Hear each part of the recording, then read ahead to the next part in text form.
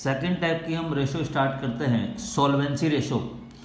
Solvency ratio long term financial position के लिए calculate की जाती है। सॉल्वेंसी रेशो की फर्स्ट रेशो हमारी है डेब्ट इक्विटी रेशो। डेब्ट का मतलब लॉन्ग टर्म लोन और इक्विटी का मतलब शेयरहोल्डर फंड। ठीक है, तो फॉर्मूला भी इसी तरह से बनाए, देखिए डेब्ट अपॉन में इक्विटी मीन्स डेब्ट अपॉन में इक्विटी। डेब्ट का मतलब लॉन्ग टर्म लोन या लॉन्ग टर्म बोरोइंग्स और इक्विटी का मतलब शेयरहोल्डर फंड। तो फॉर्मूला हमारा होता है लॉन्ग टर्म लोन अपॉन में shareholder fund. Long term loan जो 12 मंथ से ज़्यादा के लिए लोन लिए जाते हैं उसी को हम लॉन्ग टर्म लोन कहते हैं, जिसके अंदर loan, bank loan, debentures, public deposit, loan from cooperative banks and financial institutions, ठीक है ना, एंड लॉन्ग टर्म प्रोविजंस। ठीक है, ये सभी इंक्लूड होते हैं। ये हमारे लॉन्ग टर्म बोरिंग्स है, लॉन्ग टर्म लोन्स है। शेयरहोल्डर फंड हमें पता है बहुत अच्छी तरह, equity share capital plus preference share capital plus reserve and surplus. Means shareholder fund के अंदर हमारी शेयर कैपिटल और रिजर्व एंड सरप्लस आता है। और रिजर्व एंड सरप्लस के अंदर भी आपको पता है हमारे security premium reserve, capital reserve, journal reserve, statement of profit and loss, ठीक है, ये सभी इंक्लूड किए जाते हैं। तो अगर लॉन्ग टर्म लोन को हम शेयरहोल्डर फंड से डिवाइड कर दें तो हमें डेब्ट इक्विटी रेशियो मिल जाती है। सॉल्वेंसी रेशियो के 4 पार्ट हैं, ठीक है, राइट, जिसके अंदर पहली डेब्ट इक्विटी रेशियो, दूसरी टोटल एसेट्स टू डेब्ट रेशियो, थर्ड हमारी प्रोप्राइटरी रेशियो और फोर्थ इंटरेस्ट कवर रेशियो। तो अभी हम पहले कर रहे हैं डेब्ट इक्विटी रेशियो। ठीक है, डेब्ट अपॉन में equity means long term loan upon में शेयर होल्डर फंड, राइट। तो देखिएगा क्वेश्चन नंबर 36, कैलकुलेट डेब्ट टू इक्विटी रेशियो, जिसके अंदर हमें इक्विटी शेयर कैपिटल दिया है, शेयर होल्डर फंड का पार्ट है, जर्नल रिजर्व दिए गए, शेयर होल्डर फंड का पार्ट है, एक्यूमुलेटेड प्रॉफिट दिया है, ये भी शेयर होल्डर फंड का पार्ट है, 10% डिवेंचर्स, ये हमारा लॉन्ग टर्म लोन्स हैं, करंट लायबिलिटीज यूज़ नहीं होता, इग्नोर।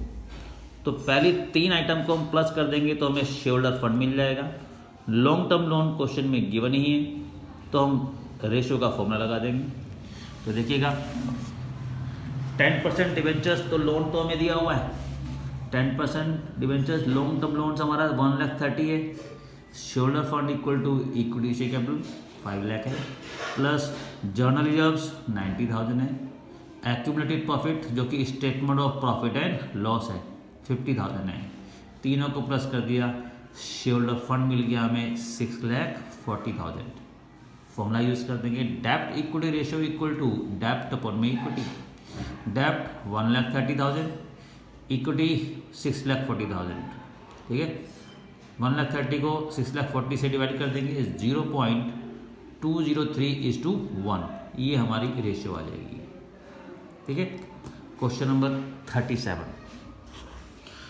टोटल एसेट्स क्वेश्चन में दी गई है और टोटल एसेट्स टोटल लायबिलिटीज के बराबर होती है, जितनी हमारी टोटल एसेट्स है उतनी टोटल लायबिलिटीज। टोटल डेब्ट दिया हुआ है, टोटल डेब्ट के अंदर 2 आइटम होती है, लॉन्ग टर्म लोन और करंट लायबिलिटीज। करंट लायबिलिटीज दी हुई है, अगर टोटल लोन में से हम करंट लायबिलिटीज को माइनस कर दें तो हमें लॉन्ग टर्म लोन मिल जाएंगे, ठीक है। लॉन्ग टर्म लोन तो मिल जाएंगे लेकिन हमें तो शेयर होल्डर फंड भी चाहिए। कह रहा है कि डेब्ट इक्विटी रेशियो निकालो। अब यहाँ पर हम यूज़ करेंगे बैलेंस शीट। देखिए टोटल एसेट्स 2,60,000 है, अगर टोटल एसेट्स 2,60,000 है तो टोटल लायबिलिटीज भी 2,60,000 है, ठीक है। और टोटल लायबिलिटीज हमारी अगर 2,60,000 है, ठीक है, हमें क्वेश्चन में टोटल डेब्ट दिया हुआ है। टोटल डेब्ट मतलब 2 लायबिलिटीज के अंदर होती है, long term liabilities means non current liabilities जो कि लॉन्ग टर्म लायबिलिटीज है, और करंट लायबिलिटीज, ठीक है। अगर 2,60,000 रुपीज़ में से करंट लायबिलिटीज क्वेश्चन में गिवन है, ये देखिए क्वेश्चन में करंट लायबिलिटीज हमारे पास गिवन है 20,000 और total liabilities total non current liabilities भी गिवन है, ठीक है। टोटल नॉन करंट लायबिलिटीज हमारी 1,80,000 है और करंट लायबिलिटीज हमारी 20,000 है।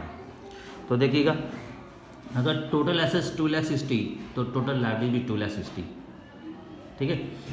टोटल डेब्ट हमें 1,80,000 दिया गया है और टोटल डेब्ट के अंदर हमारा 20,000 रुपीज़ करंट लाइबिलिटीज है, ठीक है ना।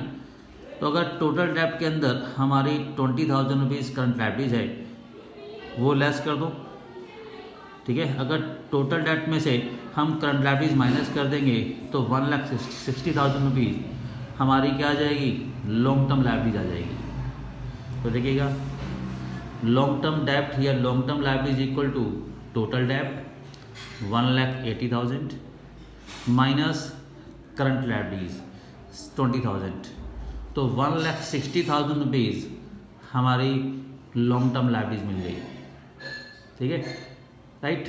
अब हमें चाहिए shoulder fund. Long term liabilities means non current liabilities तो हमें मिल गई, मीन्स लॉन्ग टर्म लोन तो हमें मिल गई। अब हमें शोल्डर फंड चाहिए।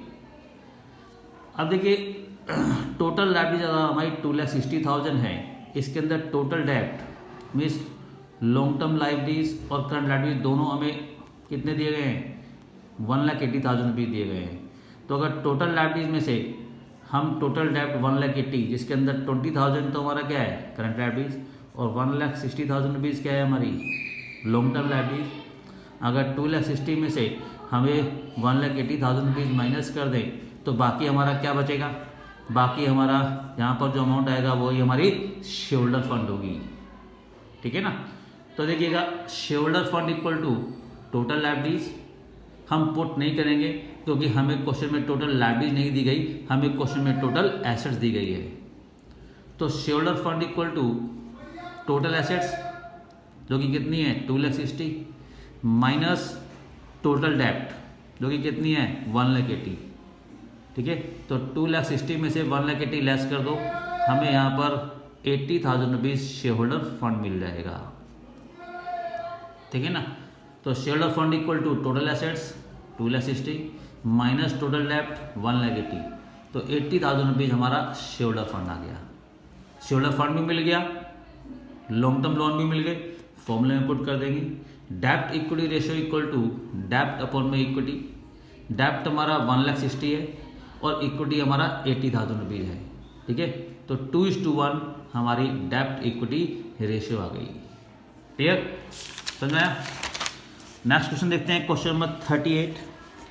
देखिए क्वेश्चन नंबर 38 में from the following information calculate डेप्ट टू इक्विटी रेशियो। हमें इक्विटी शेयर कैपिटल दिया है, शोल्डर फंड का पार्ट है, प्रेफरेंस शेयर कैपिटल दिया है, शोल्डर फंड का पार्ट है, जनरल रिजर्व्स और हमारा statement of profit and loss, चारों को प्लस कर दो हमें शोल्डर फंड मिल जाएगा।